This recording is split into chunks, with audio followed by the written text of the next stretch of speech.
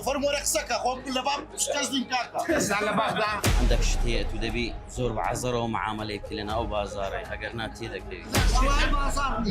بازارني كاكا زوان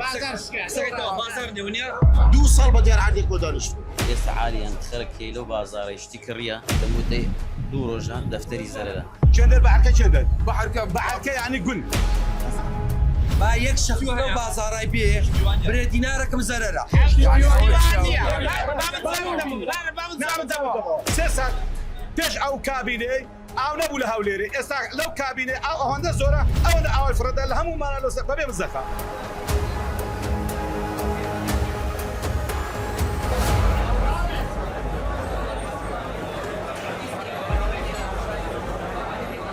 لا بورسي زويزاري هولير چی دەگوزارێت سڵاوتان لێبێت ئەحمەد مەلا جەمالم ئەمڕۆ هاتوومەتە بۆرسەی زەویزاری هەولێر و دەمەوێت گوزارێک بە نێو عقاراتەکانی نێو بۆرسەکەدا بکەم و وەڵامی چەند پرسیارێکی شوەر بگرمەوە پرسیارە جەوهەریەکە ئەمڕۆ ئەوەیە ئەو ڕێکلامانەی لە تۆڕە کومەڵاتیەکان دەکرێن تاوەکو چەند ناوەڕۆکی ڕێکلامەکان حەقیقیت واتە بەشێک لە زەویەکان کە ڕێکلامیان بۆ دەکرێت گوایە خزمەتگوزاریان بۆ چووە و گوایە جوانەکانی شاری هەولێریان لێ دیارە وای کردووە کە نرخی زەویەکان بە ڕێژەیەکی بەرچاو بەرز ببنەوە دوجار ئەو هاوڵاتیەی کە زەویەکە دەکرێت ئەگەر بێوێت زەویەکە بفرۆشێتەوە دووساری زەرەر و زیانی زۆر دەبێتەوە لە هەمان کاتدا کارتی تەزویر لە نێو بۆرسەی زەویوزار و چەند پرسێکی تری گرنگ لەگەڵ خاوەن عقارەتەکانی نێو بۆرسەی زەویزاری هەولێر گفتوگۆ دەکەم جا لەگەڵمان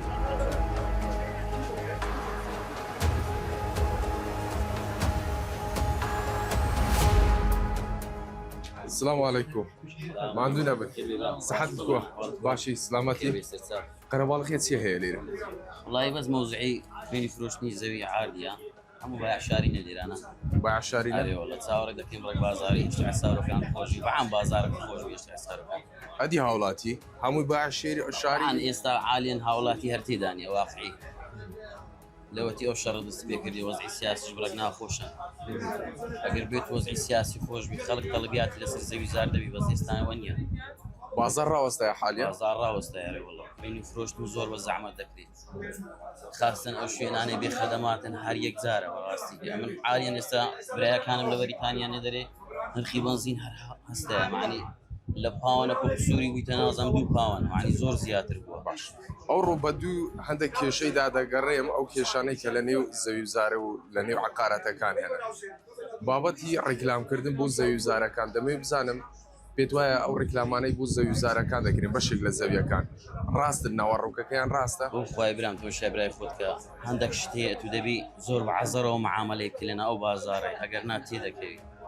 اما موضوعي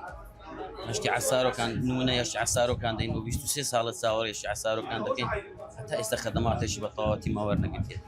او زشوينا كاني كبيز قواني ككارتن زور دورنا تا سنوين السند بخداي زور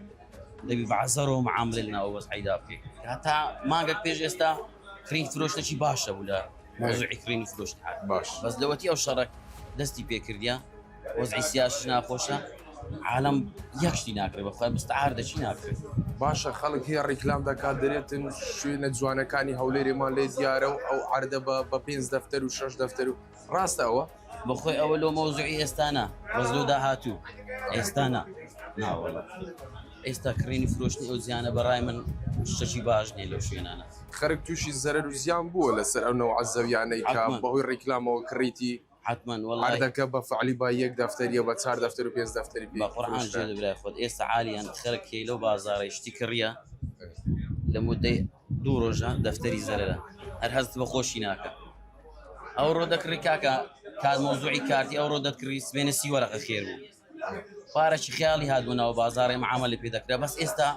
عاليا راوسته بازارك راوسته بخوا استا خلق شتي بدفتر زر دفروشي او واقعيه والله عندك شوين هيدد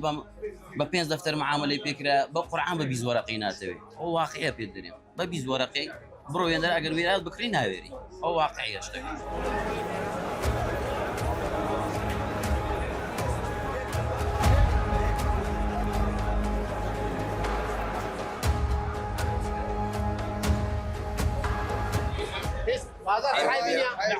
لاعبين عيبك لو راستي ناري لو راستي لا راستي بلا ولا لولو عيبك دي بلا او هو دسانه يا تو دم بازار والله بازارني بازارني كاكا زوان سكت بازارني ونيا ولا بجاوب دور مره بجاوب بازارني كاكا ما بينو دبي دفتني بينو ترستايا ما دور رقم بيزور رقم شيء يعني هيك دبي والله اذا عرفتي دفتني هستايا دفترك هستايا معادله بالرقم دفترني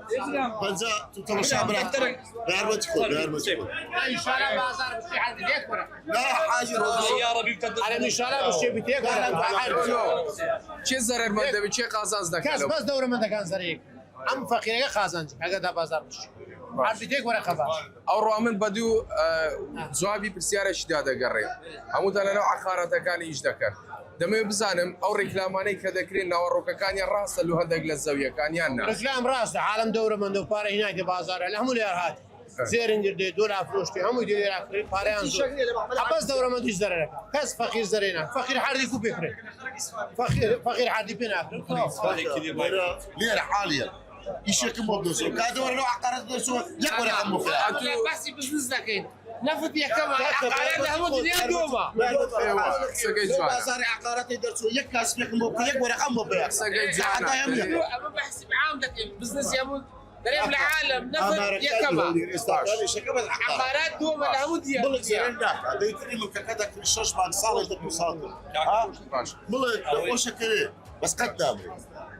دو صلبه ديال عندك ودانشتو او زلام الشهاده اوكي اهو سي صلبه ديال سي بردانك ودانشتو ببيتا بتصوت واشتا ورق الشيس ورقم كل بتصوت واشتا بس هو عرض من بحف دفتر نيو باش موضوع چی دیگه دەمەوێت او ما بيك باس كيف كده بازار صفرا ايه كاكا والله ستار بازار ضعيفه باش بره ليبي تو والله تون بيزور قسي ولا خلي بتو حمود سان بابري ونيا ما قولوا كل عند دفتر ساعه تستا ونيا كاكسر باس زي دفتر ساعه تستا ما بيسي ولا خلي تاخذني قسانی ئەو زەویانە هۆکارەکەی چییە؟ خلق دخري خلق دخري كاركي اهو كهرباء امنو ما دير 50 دفتر بينير كزار ما لشيا 50 دفتر بازار ربيت كزار ما لشيا دبر مسلم دفترك بيبي امنو ما اساسي همش تشا دێمەوە خزمەت باویش قسەی خۆی بکات دير امنو ما اساس همش تشا امنو ما اهو كهرباء قسمت گزاري كان اويا لا غورا همش كان كده باشە باش پرسیارێک لێرە هەیە ئێستا بۆرسە قەپاتە بی نرخی زەویەکی دوو دەفتەرە سبیانە دەی بۆرسە دەبیتەوە دەبیتە سێ دەفتەرە و هۆکاری ئەو بەرزبوونەوە لە ناکەوەی چییە؟ مشتري مشتری زور زۆر ئەدی لە گرێتان هەیە دەرێن بازار والله بازار عيبية هذا زي ما بدنا هذا زي بيزورك شيء وتركي شيء نبتوه حرامي الشباب خبري ده كان بيقول لك شيء وتسيات كم تناكا برادران تا تازە لێرە گوتیان بازارنی باشە نییە صار حرب كان دو ديرياتو عزاي بيزورك شيء وتسياتي لنا بتوه بس كروشي بس ما خبره انا يقول لك شيء نبتوه ورا دروج دو بيش بتصدي بام بس علي دمي ما بدها تمام باش ورا بس بردي شيليه باشا كاكا ليه بابليارا يفرم ورق سكا خو كل باب مش كازدين كاكا على بغداد كسب مش كسب نبغت لا امريكان قريب بابا جوابي هو مقصدي بسيارك يبو جوابي دمو تولي مو دفتر على الصيف بله من جواب تدمو كارتي شعار كان بسط واشتا ورقه باشا كارتا بلان بوتا سنه تستاهلي وين بيت السي دفتر حق خويتي ئەوزە قسەشی دیکەش هەیە پەنجەت لەسەر بابەتەکەی و برینەکەی دانا پێتان ناخۆش نەبی لۆ نمونە دەرێت بەشێک لە عقارەتەکان هەموویە مع الاحترام يعني بخويا انا وجمو زولي دروس دكان لو هو اخوان لسري زولي انا الراسه بتا مشابه اشتوانيه باشا اخبار بينهم بيزار زاوي لا خريطه باباشا بكو بخير بنا فرا هرستي الناس شارك خرج الروتيا كترستي بكسكو باب سيارة شديكة تعليقكم لە شوێنێک نرخی زەویەک 4 دەفتەرە لە هەمان شوێن نرخی خانوویەکە هەموو خزمەت گوزارێک هەیە ئاوی هەیە کارەبا هەیە هەر بە 4 دەفتەر لەوانەیە کەمتریش بین هۆکار چییە خەڵک زەویەکەی بکڕێتن كان چندر هي بدا راس باب جوابي اوبسيار كاك دقه جوابي اوبسيار الدموا كان چندر هي خدمات هي وبتصار دفتري لزيش كي بتصار دفتري لا بحركه چندر بحركه چندر بحركه يعني قل يعني ساكرات كاك بحركه يعني قل بحركه يعني عقد بحركه يعني ناو او اطوخ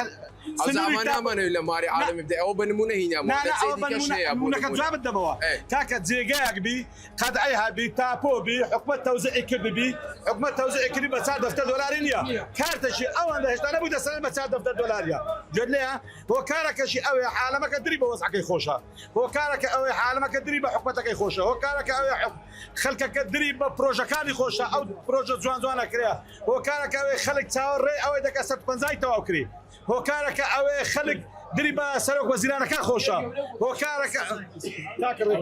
هو كارك او حكومه بنجبين السوزي سلوك وزيران وكبرى قورا سلوك بنجبين السوزي دروس كديا حسابك بيني نفتي لهات صادر هولي دركريا اخر حف مليون دار بري بكا يعني هولي بخيو دكا هو كارك او هاتيا بي سيسا بيش او كابيني او نبو لهوليري لو كابيني او هوندا زورا او الفرد الهم ما له سبب بزخا او هو كارك دي هو كارك بسكالما بساس حاتي هي يعني امن هو كارك امن استحلاقي باري صدفت دولار املنا او اذا ندستغل من دارك ندستغل سياري هل خوينا ترسم او هو كارك لما واحد جرام داي باشا من بابات الشديكه باز بلا بخيرات كم قال بخير بسرتاو اشنو محافظ بس بيمبرين ركلام كردن لو عردي هوليري لو كتناو توركو ملات كانوا تيك توك او خلق بيجبو او ايش درزبو خلق يقدق ركلام ذكري بس ركلام مش حقيقي حبو بس نزاق ركلام لو خوي دكاتره حقي خويتي حقيقيه بالي انا بابي نفر قدري اللي كلام اللي بس سعرك بنزاور شي ورا قدري ادري يلعب فيه خلق تلفوني لو كرديما عردي كريا بتسوار دفتري بري استدعي بي فروشتوا بدك كم 2 هفته بينه 2 دفتري بيدتري لا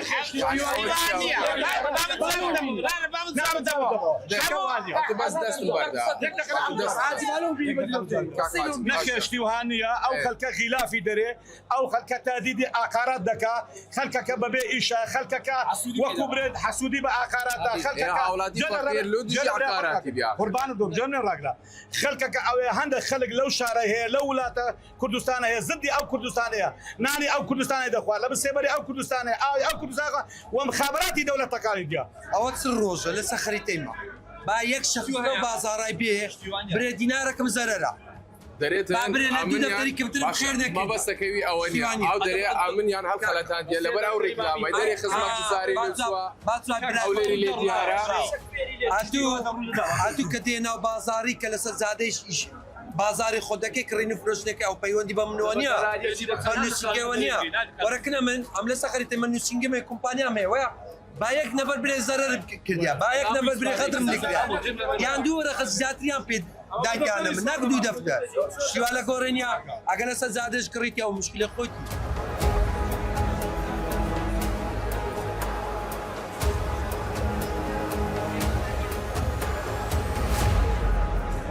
راستن او ريكلام انا يضلين لو شويني كذا توي خانو اللي دروز بكي هوليرد لي ديارو فلان كشويني نا هولير لي ديارو زواني هولير لي ديارو امانه راستن باربا حقيقي لو شوينا انا هولير ديارو واگر دياري شا دبيته كارك لو وين خيزويه كي زياده والله تاج احمد اگر ما بس ديار بوني هولير او رابزام موبايلي جالاكسي اگر لا اكل بتي دتاني هولير تصوير كي هولير ديار مزام زور عزمني بس منا وهندا وقول دكاري والله حقيقتك بوي بزاني خوي دقر او كشكتناني شاري هولير او نخشاني ككتونه داخلي تجديني سوزاي دواي راغاندي تجديني سوزاي دلان سرج حكومته كوملك بروجي استراتيجي جرين بوشاري هولير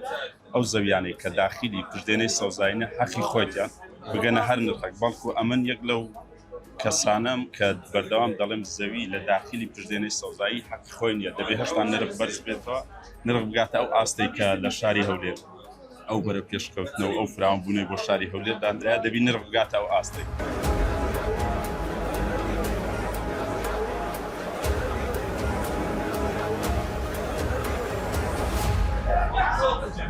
دوای ئەو بەدوەداچوونەی لە نێو بۆرسەی زەویزاری هەولێر کردمان بۆمان دەرکەوت کە خەڵکی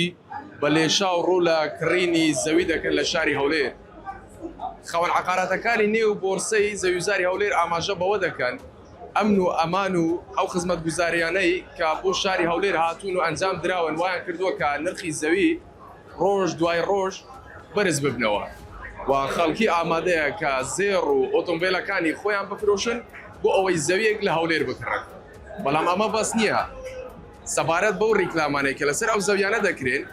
خاوەن عقاراتەکان هۆشداری ئەوە دەدەن کە پێویستە بە وریاییەوە بە دوواداچوون بۆ ڕاستی نرخی ئەو زەویانە بکەن بۆ ئەوەی دووچاری زەرەر و زیان نەبنەوە و زەویەکە نرخەکەی $2 بێت با $4 بیکڕن